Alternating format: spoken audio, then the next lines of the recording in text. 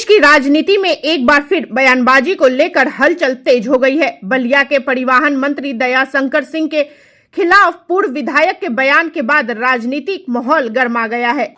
कुछ नेताओं के चलते बलिया का तेवर ही दुर्बल हो गया है। मुझे इस बात का बड़ा दुख रहता है कि यही बलिया, जिस बलिया ने मंगल पांडे के त्याग, तपस्या और बलिदान के झंडे को पूरे दुनिया में लहराया, वही बलिया एक तपस्वी के रूप में देखा जाए तो राजनीति के तपस्वी के रूप में जयप्रकाश नारायण के चरित्र को स्मरण करके दुनिया राजनीति की पहाड़ा पड़ती हो, आज वही बलिया आज दलालों की धरती कही जाती हो, इससे बड़ा दुख का विषय नहीं। संजोग से, परिस्थितियों से, प्रारब्ध से कोई पद पा जाता है, लेकिन पद को अपने पुरुषार्थ और चरित्र और ईमान के बल पर सार्थक करने का सौभाग्य परमात्मा किसी किसी को देता है, चोरों को नहीं देता है। यदि देता है तो चरित्रवान लोगों को देता है। पूज्य योगी आदित्यनाथ जी का तेवर, ईमान और चरित्र का डंका भले उत्तर प्रदेश और भारत की गलियों में बज रहा हो, लेकिन कुछ गंदे नेताओं के चलते वो तेवर का एहसास बलिया की धरती पर नहीं हो रहा है। खुलियाम जो है, खुलियाम नरक जो है दिखाई दे। कुछ अधिकारी तो इतने भ्रष्ट हो चुके हैं, कुछ अधिकारी, मैं ओपनली नाम लूं तो उत्तर माने शायद ही हो सकता है कि उत्तर प्रदेश का सबसे भ्रष्ट अधिकारी कोई बलिया में मुख्य विकास अधिकारी के रूप में ये नीच जो है बैठा हुआ। इतना बड़ा भ्रष्ट अधिकारी शायद खोजने पर भी नहीं मिलेगा। मैं इसकी मौखिक शिकायत सभी अपने सम्मानित नेताओं से किया, सभी लोगों से किया, लेकिन जब अधिकारी और जो राजनीति में करने वाले लोगों का भी संस्कार एक ही हो जाएगा तो मेरे भाइयों फिर कहना क्या है? प्रधानों से 10% तक वसूली करा रहा है, जो प्रधान नहीं देता है, मैं भुक्तभोगी हूँ।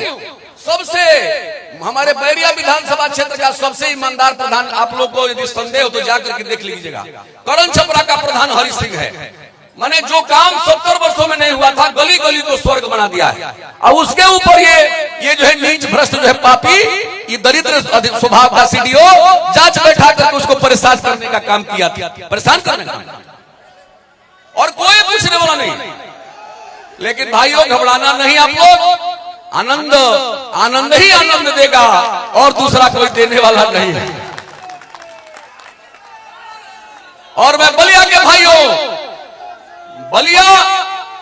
अरे जो बलिया दुनिया को राजनीति का एक संदेश देता हो, और वहां पर बलिया की जो बेटी को नहीं संभाल सकता, वो बलिया की धरती के स्वाभिमान की रक्षा नहीं कर सकता। इसलिए निश्चित रूप से बलिया से संदेश दिया जाएगा कि बलिया किसी भी राजनेताओं के लिए राजनीति का चारागाह नहीं होगा। यदि चारागाह समझ करके कोई आएगा तो निश्चित रूप से इसको जो है झाड़ू लेकर के भगाया जाएगा, उसमें कोई दो राय नहीं। और मैं तो मेरे भाइयों, मैं तो खुले मन का आदमी, और मैं हमेशा राजनीति करता हूं, परिक्रमा करके नहीं, परिक्रमा करके और पैर छू करके राजनीति करने की नौबत आएगी तो राजनीति को लातों से मार करके छोड़ दिया जाएगा। पुरुषार्थ और ईमान के बल पर चरित्र होना होगा तो होगा, नहीं तो कोई जरूरत नहीं। मैं शौक से कह आया, हमारे यहाँ एक नियम है, कम से कम दर्जनों लोग हार्ट फेल हो गया, पैसा लेकर के फर्जी आदेश कर देता है, आलोक सिंह नाम है। और दुख की बात आपको बताऊं, एक बलिया जिला का ही एक अपने को समाजसेवी कहने वाला समाजसेवी और स्कॉर्पियो पर, फॉर्च्यूनर पर चलता है।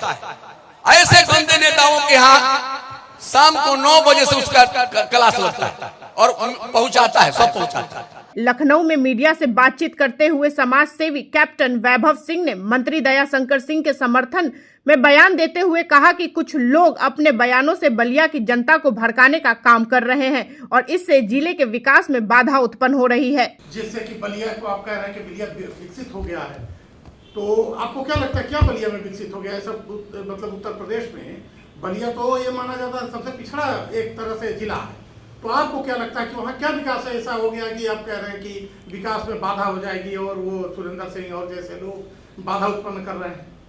विकास में बाधा हो जाएगी। विकास अगर आपको बलिया का नहीं दिख रहा है तो शायद जितने भी वहाँ पे मंत्री नेता हैं उन लोग को समझ में नहीं आ रहा है कि परिवहन का नया बस स्टैंड बन रहा है जिसमें मॉल, होटल, रेस्टोरेंट सब होंगे।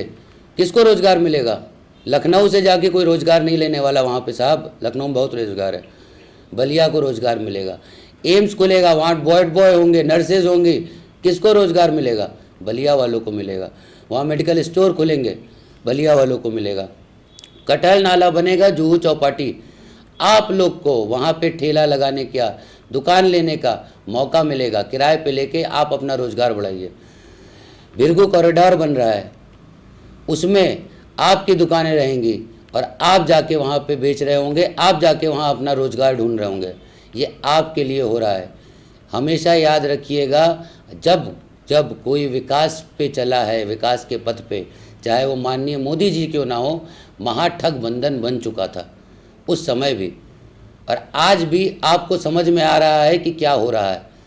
इनको हो सकता है मैं माननीय मोदी जी से, महाराज जी से, अमित शाह जी से ये कहता हूँ, हाथ जोड़ के विनती करता हूँ, कृपया इनका संज्ञान लीजिए। ये पार्टी में रह के पार्टी के खिलाफ कैसे बोल सकते हैं?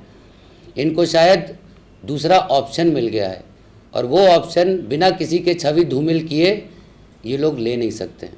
तो कृपया करके आप इनको जागरूक करिए। बलिया जागरूक हो जाएगा, क्योंकि बलिया को विकास दिख रहा है। नया जेल कभी भी जेल, हमेशा ये याद रखिएगा, जेल कभी भी शहर के अंदर नहीं होता है। बलिया में बीच शहर के अंदर जेल है। जेल को किनारे ले जाके वहाँ पे एम्स बनाया जा रहा है। ये मंत्री जी की देन है। रात रात भर आप लोग के लिए जग रहे हैं, आपको लिए सेवा में। तो कृपया करके ऐसे लोगों के भ्रम में ना आए जिनका अस्तित्व खत्म हो चुका होगा या होने वाला होगा। ये क्रांति जो ला रहे हैं वो आपके अविकास की क्रांति ला रहे हैं, अशिक्षा की और अस्वास्थ्य की क्रांति ला रहे हैं। तो कृपया इन क्रांतियों से दूरी बना के रखिए। बलिया भी ठीक रहेगा, आप भी ठीक रहेंगे, आप भी मुस्कुराते रहेंगे। और कृपया जो आपके लिए, हक के लिए लड़ाई कर रहा है उसका साथ दीजिए, नहीं तो देर हो जाएगी। बागी बलिया बोल रहे हैं आप। भारत से पहले आज़ाद हो गया था तो भारत से ज़्यादा विकसित क्यों नहीं है? आप ये मुझे जवाब दे दीजिए।